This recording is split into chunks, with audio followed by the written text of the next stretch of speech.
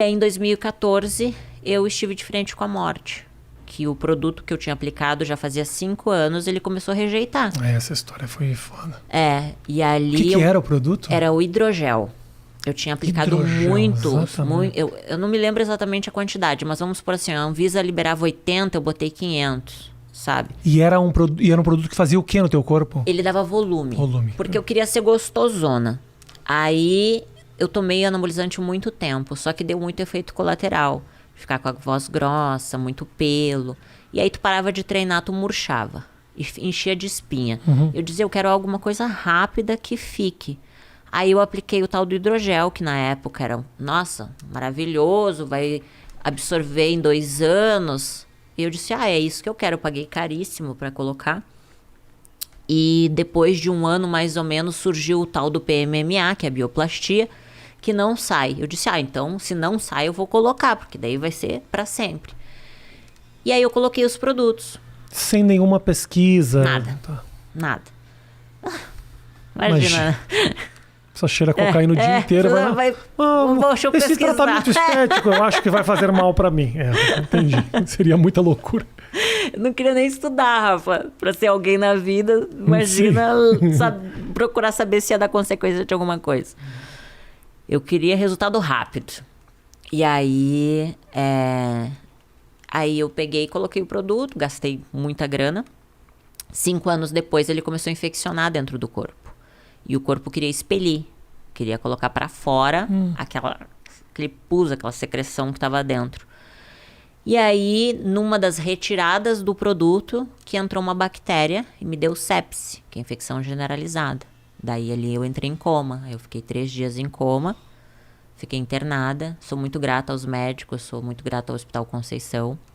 Que é um hospital onde meu pai trabalha, vou dar o crédito aí. Meu pai trabalha lá até hoje. É a história que sua lá ficou ficou muito conhecida isso, né? E alertou muita gente, e as pessoas que tinham colocado esse produto ficaram absolutamente desesperadas. Foi um case assim que fez muita gente abrir o olho com essa história. Até foi retirado, né, de circulação o hidrogel depois disso. Foi proibido pela Anvisa. E aí foi o que aconteceu. Ali eu tive um divisor de águas, porque eu passei por uma EQM, que se chama experiência de quase morte.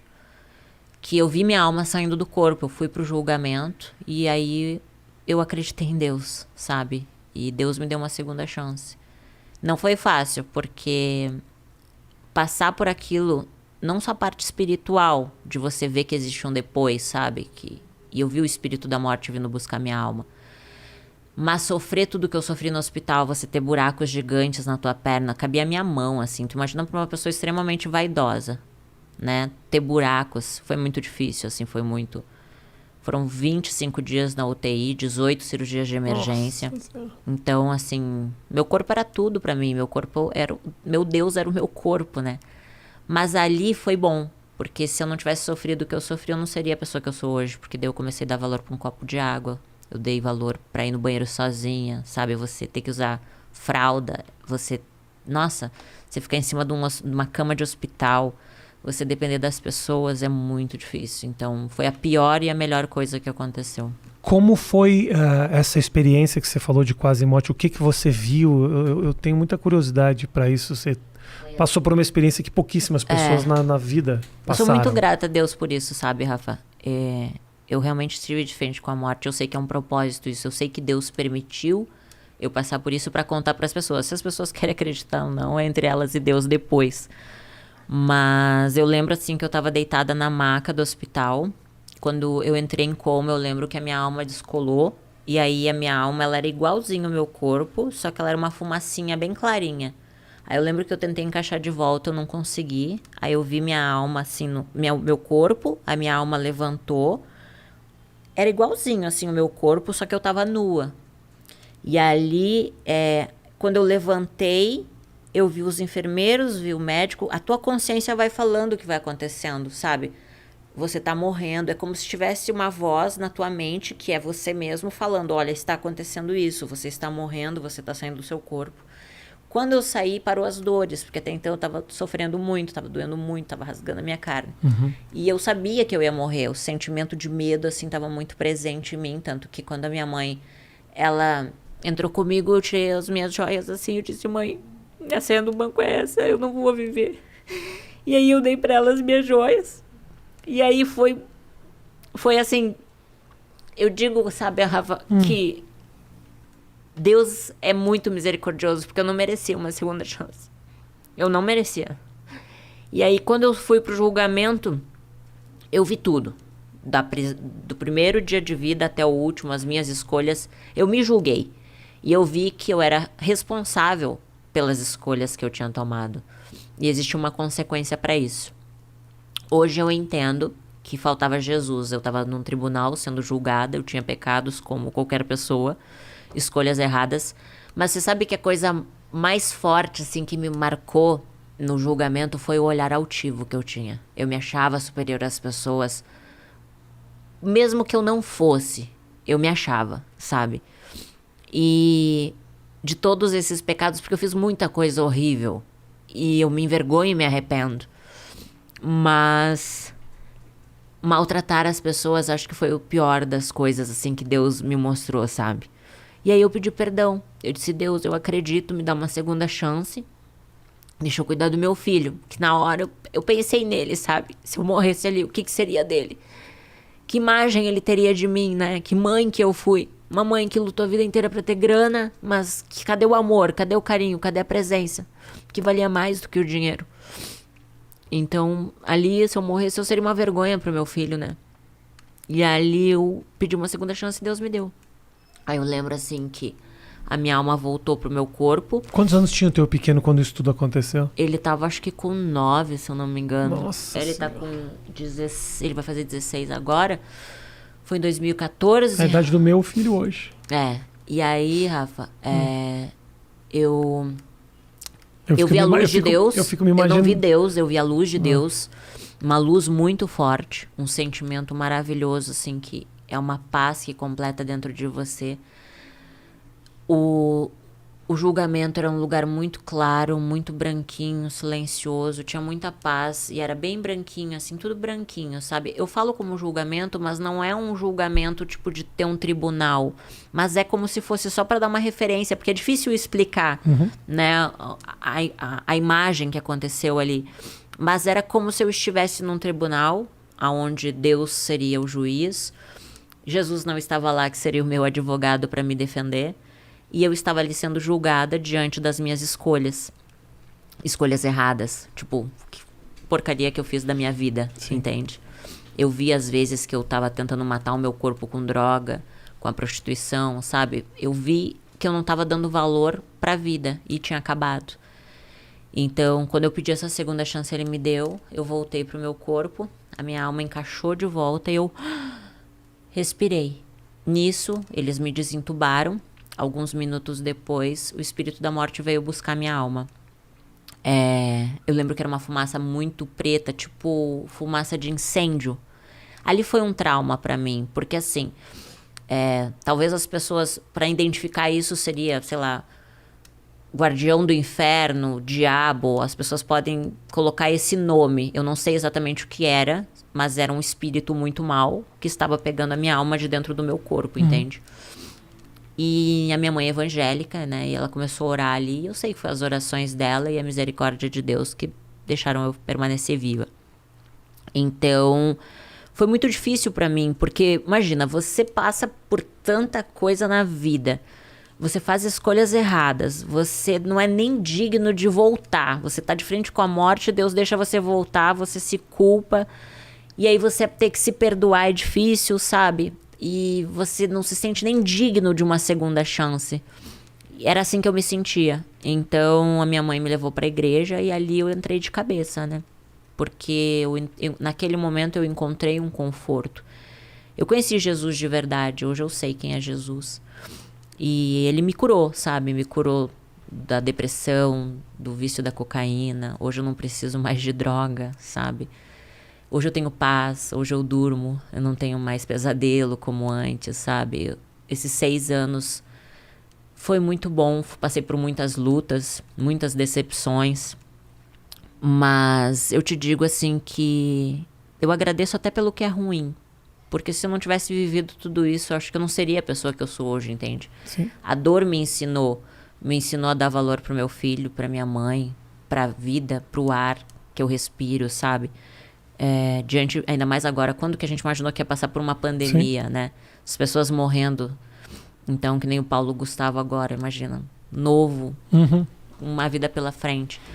Um bosta isso. Então, Nossa. sabe, a gente tem que agradecer, sabe? Eu sou muito grata, Rafa, eu sou muito grata por tudo, assim, por essa segunda chance sem merecer e pela vida do meu filho, sabe? Porque eu consegui escrever uma história diferente pra ele nesses 6 anos. E como você virou meio quase garota propaganda da igreja em um certo momento. Como foi essa passagem, assim, Rafa, antes da gente começar a gravar, eu falei várias coisas pra você, mas eu acho que é feio a gente viver 6 anos falando bem e aí a gente sai falando mal, sabe?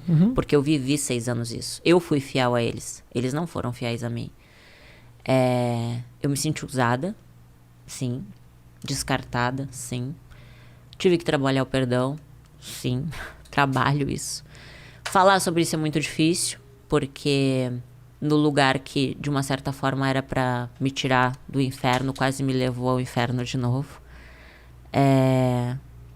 Eu acho que... Eu confio na justiça, né?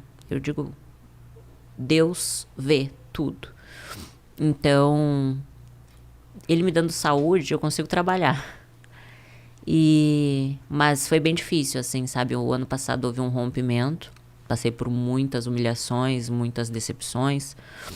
Sofri retaliação porque eu não quis ir pra política. Então eu acabei me sentindo objeto. Eu disse que eu me senti mais usada na igreja do que na prostituição. Porque na prostituição eu ganhava grana, né? Na igreja eles me tiraram todo o meu patrimônio. Então imagina, tu passa por N situações que tu te culpa a vida inteira pra construir um patrimônio. E hoje eu não tenho grana nem pra pagar a faculdade do meu filho. Porque eu dei tudo pra igreja. Entendeu? Então, assim, hoje eu vejo que Deus não queria o meu dinheiro, sabe? Ele queria o meu coração. Só que quando você tá envolvido, você tá de frente com a morte... Na verdade, eu nunca tive muita orientação, sabe, Rafa? Eu nunca tive pessoas do meu lado que me dessem algum direcionamento. A pessoa mais fiel que esteve comigo foi o Cacau, meu assessor, que eu tive que abrir mão da amizade dele quando eu entrei pra igreja. Entendeu? Que foi a pessoa que me estendeu a mão agora, o ano passado, quando eu tava no fundo do poço, sem grana pra nada, assim, pedindo um milagre de Deus. Nenhum irmãozinho da igreja bateu na minha porta perguntando se eu precisava de um gás pra dar pro meu filho. E aí a pessoa vem dizer assim, você é uma ingrata. As pessoas não sabem o que eu vivi, Rafa. As pessoas não sabem o que eu vi, o que eu ouvi, o que eu passei. Mas Deus sabe. Então eu nunca liguei porque as pessoas falavam. Dane-se, as pessoas não acreditam, entendeu? Não tô nem aí. Eu sei que Deus me deu vida e eu vou viver até quando Ele quiser. Se Ele quiser que eu morra hoje, eu vou morrer hoje. Posso sair daqui e morrer, entendeu? Hoje a minha consciência tá limpa. Eu sei que eu tenho Jesus, que Ele perdoa os meus pecados. Eu tô viva por causa dEle. Então, o Jesus que eu acredito é muito mais que uma religião. Eu não tô presa a um CNPJ, eu não tô presa a um tijolo, eu não tô presa aos homens, eu não tenho medo de ninguém. Então... É difícil pra caramba você descobrir isso sozinha, né? A gente tava conversando isso antes, assim, é um processo que você não tem nenhuma... Não existe coach religioso que fala, não, olha, as coisas você vai se descobrir dessa forma. É no seu travesseiro, né, que você descobre. Na verdade, não existe nada melhor do que uma consciência tranquila. Acho que a nossa consciência fala muito. Acho que a forma de Deus falar com a gente, Rafa, é na nossa consciência, sabe? Porque sempre vai ter uma voz que vai dizer assim, legal, faz o que é ruim, faz o que é bom, sabe? Então, sempre existe os dois lados. Você sente isso? Que tem um diabinho e um anjinho o tempo inteiro contigo? Assim? Na verdade, todos nós temos, né? Que é o livre-arbítrio. As pessoas dão muito poder ao diabo, sendo que o diabo não tem domínio da gente, porque Deus é criador de tudo, Deus foi feito, Ele fez tudo, tudo é dele e para Ele, né? Então, as pessoas amedrontam muito as pessoas com o diabo, só que o ser humano escolhe, né? Eu escolhi me prostituir, não foi o diabo que fez eu me prostituir, entendeu? Foram escolhas que eu tomei e eu arquei por essas consequências. Então, acho que o diabo é os nossos pensamentos quando a gente se auto-sabota, quando a gente tem medo, quando a gente tem crenças limitantes, quando a gente acredita no que as pessoas dizem que a gente é, sendo que se a gente não é aquilo, a gente sabe quem a gente é, entende? Então, eu acho que o maior diabo é o nosso pensamento que nos auto-sabota. Por isso que hoje eu aprendi que a gente tem que olhar pra frente. Eu não posso mudar, Rafa, o que eu passei. Claro. Entende? Eu não posso. Foram escolhas que eu errei. Reconheço, fiz, me arrependo, mas eu não posso mudar. Eu tô com 33 anos. Então eu posso olhar daqui pra frente. Se no passado eu não tinha um bom relacionamento com meu pai e com a minha mãe, não adianta eu ficar jogando na cara deles o que passou. Eles só podiam dar o que eles tinham. Hoje eu planto amor com eles. Hoje o meu pai me liga todo dia, quase dizendo: filha, eu te amo, Deus te abençoe. Sabe, a minha mãe também. Então eu consegui recuperar laços vencendo o meu próprio orgulho. Porque, Rafa, a vida, o que eu aprendi com Jesus, Rafa? Porque assim, nada a ver, esse aprendizado eu não acredito que tenha sido de mim, sabe? Eu acredito que Deus deu essa direção porque eu aprendi a perdoar. Porque um dia eu vou precisar de perdão. Um dia eu vou estar lá prestando contas de novo. E eu vou fazer muitas escolhas erradas ainda. Eu não sou perfeita, eu erro. Entende? Eu peco de manhã, de tarde, de noite, num pensamento, numa atitude, num julgamento, numa palavra. Por mais que hoje talvez eu pense antes de tomar algumas decisões, que eu seja mais racional do que antes, que eu era tão emotiva, tão, né, agia no impulso, hoje talvez eu pense um pouco mais. Eu sei que eu vou ter que prestar contas para Deus de todas as minhas escolhas. Só que dessa vez vai ser diferente, porque eu tenho Jesus. E Jesus veio para perdoar os meus pecados, os teus pecados e os pecados de todas as pessoas. As pessoas são livres para acreditar ou não, sabe, Rafa? Mas eu vejo isso como missão. Eu saí da igreja, mas eu não perdi Jesus, entende? As pessoas me julgam muito, sabe? Porque depois que eu rompi com a igreja, o meu trabalho é o Miss Bumbum. Então o Cacau, que eu tive que abrir mão dele, da amizade dele, por causa da igreja, foi a pessoa que me estendeu a mão. Disse: olha, Dessa, o Miss Bumbum, eu tô morando fora do Brasil, ele não tá mais acontecendo, mas para te ajudar, vamos lá, vamos voltar com tudo. Eu disse: vamos, preciso de uma luz no fim do túnel, entendeu?